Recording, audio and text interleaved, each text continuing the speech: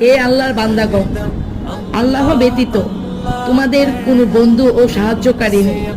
সূরা বাকারা আয়াত 107। একাকিত্ব সুখ এই কারণে, একাকিত্বে আল্লাহর সান্নিধ্য লাভ করা যায়, মানুষের গীবত থেকে বাঁচা যায়।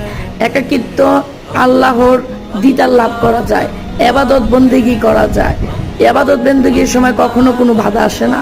এই কারণে একাকিত্বর পরম সুখ এবং শান্তি মানুষের মধ্যে থাকলে আপনার মানসিক যন্ত্রণা বৃদ্ধি পাবে, পাপ পাচার হবে, অন্যায় কাজ হবে। তাই একাকিত্ব বাঁচতে শিখুন।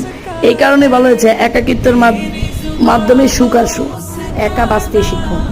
একাকিত্ব কখনো আঘাত করে না। আসছি একা, যাবো একা, হিসাবও দিতে হবে পরকালে একা। তাই একা বাঁচতে শিখুন।